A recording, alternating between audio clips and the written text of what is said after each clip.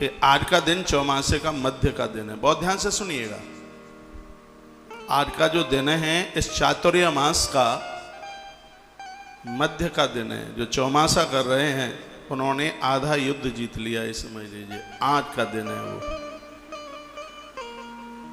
भगवान करवट लेते हैं, इसलिए इसको परिवर्तनी एकादशी कहते हैं।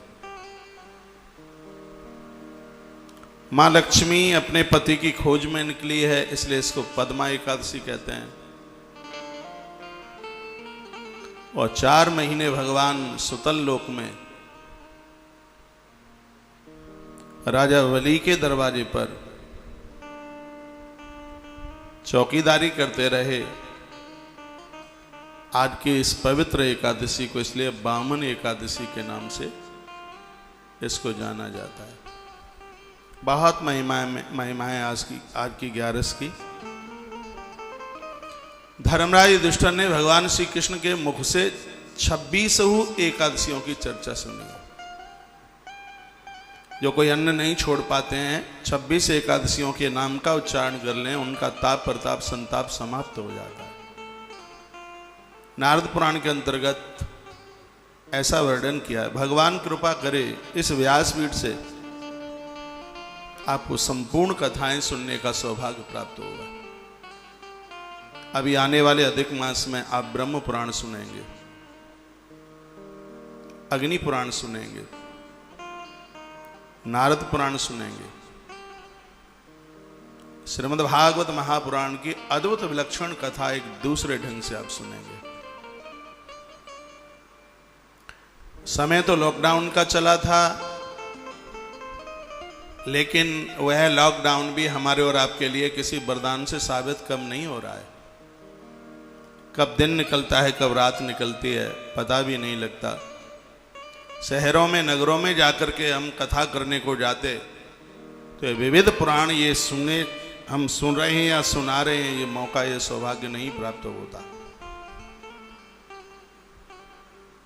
धर्मराज युधिष्ठिर ने कहा, भगवान जिस व्यक्ति का सब कुछ छिन गया हो, उसके पास कुछ भी ना रहा हो, मकान उसके पास ना रही हो, व्यापार के साधन उसके पास ना हो, रहने के लिए ठिकाना ना हो उसके पास, भगवान उस व्यक्ति को अपना सब कुछ प्राप्त हो जाए, क्या उसका ऐसा कोई उपाय है? और यह कहकर युधिष्ठिर की आंखें भर आई, रो पड़े। 12 वर्ष का वनवास था, 13वें वर्ष का ज्ञातवास था। द्रौपदी माता एकादशी करती थी। उसने आवाहन किया, द्वारकाधीश पधारे। पांडवों ने कृष्ण का त्यादर मान किया, सम्मान किया, खड़े हो गए। कृष्ण का रथ रुका। भगवान धीमे धीमे अंदर आ रहे थे। पांडव कुटिया के बाहर आ गए। भगवान का बहुत आदर मान किया। याद रखिएगा, जो भी कोई एकादशी का व्रत करते हैं, भगवान नारायण किसी न किसी भेष में, रूप में उनको दर्शन देने के लिए उस दिन जरूर आते हैं। एक क्षण भर में किसी भी रूप में आवे। इसलिए व्रतों में एकादशी से बड़ा कोई व्रत है ही नहीं। भगवान पधारे। द्रौपदी ने आरती उतारी, रो पड़ी। कहा, प्रभु आपकी बड़ी कृपा है। भगवान ने द्रौपदी की आंखें आंसू पहुंचे। धर्मराज युधिष्ठिर ने कृष्ण को बैठने को कहा। अपने दुखी भाइयों के चेहरे देखे। 11 थी, एकादशी थी, राजपाट सब कुछ चला गया था, कुछ बचा नहीं। कृष्ण बोले, बड़े भैया आप दुखी हैं? युधिष्ठिर ने कहा, हाँ गोविंद। संपदा आए या जाए मेरे ऊपर तो कोई फर्क नहीं पड़ता, लेकिन मैं अपने अनुजों को दुखी देखता हूं तो मुझे कष्ट तो होता ही है। मुझे कष्ट इस बात का है माधव, मैंने झूठ बोलने का अभ्यास नहीं किया है। सत्य यही है कि मैंने भीम और दुर्योधन में कभी अंतर नहीं समझा। मैंने मां कुंती और बड़ी मां गांधारी में कभी कोई अंतर नहीं समझा। फिर भी हमारे साथ जो हुआ है, अनुज दुर्योधन ने जो किया है, हमारी वंश परंपरा का नाम कौन सम्मान से लोग लेंगे? ये सोच सोच करके मुझे बड़ा कष्ट होता है।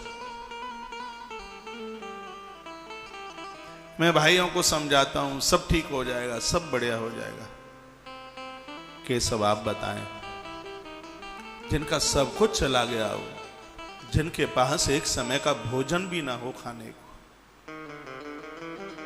क्या कोई ऐसा उपाय है क्या जिसको करने से उनका गया हुआ सब वापस आ जाए? भगवान मुस्कुराए। बड़े भैया इतने होशियार विद्वान होकर और आप ऐसी बात करते हैं। जो तुम्हारे पास है, जो विचार हैं तुम्हारे पास, किनके पास होंगे? यक्ष के प्रश्नों का उत्तर तुम ही दे सकते हो। ये सबके संभव की बात नहीं है। बड़े भैया, जो आज 11 से है ना एकादशी, मैं ही क्षीरसागर में सोता हूं।